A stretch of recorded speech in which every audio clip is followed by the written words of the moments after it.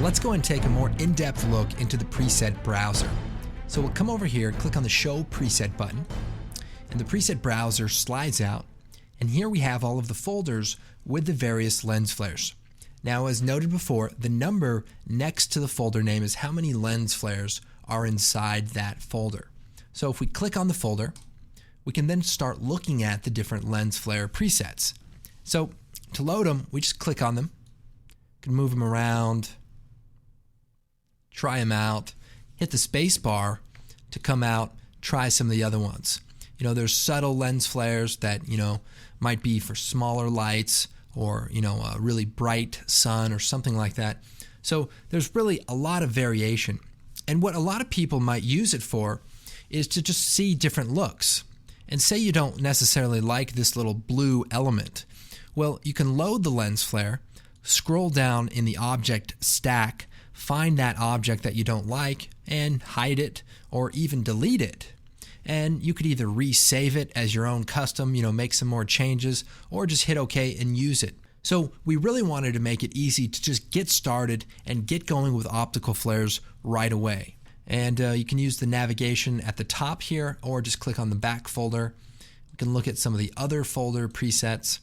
And you can even save the preset into your own folder or create a new folder of your specific variations. Go ahead and hit cancel for now. Another cool feature with optical flares is the ability to load multiple lens flares. So let's just open up this blue one right here. It looks pretty good, but say I want to combine it with this subtle green one. If I right click, there's an option to add to current. Now if I just click on it, it will replace it. And I can undo that. But if I right click and choose add to current, then all of the objects then get added. So if you go through some of the different presets, you could really create a pretty complex, intricate lens flare by just combining various ones together. Now you might want to go through and delete some of the glow objects so that the lens flare doesn't get too bright. But it can be a creative way to create, the ultimate lens flare, I imagine.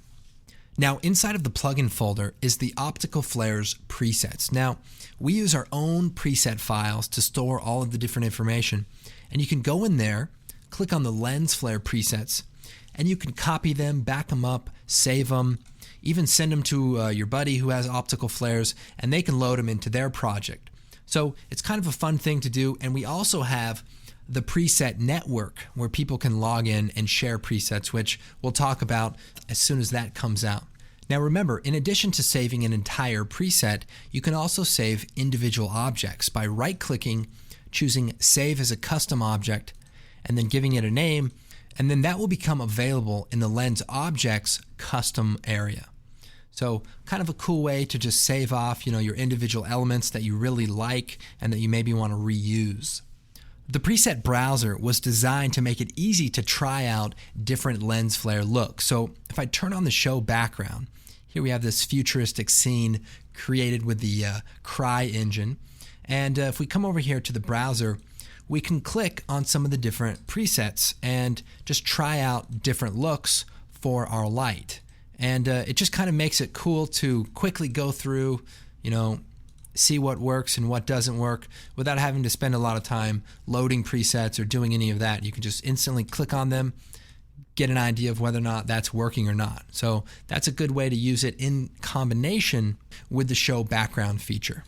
So OpticalFlares has the flexibility to create your own unique custom lens flare or get started right away with some of the great presets that you can use right now.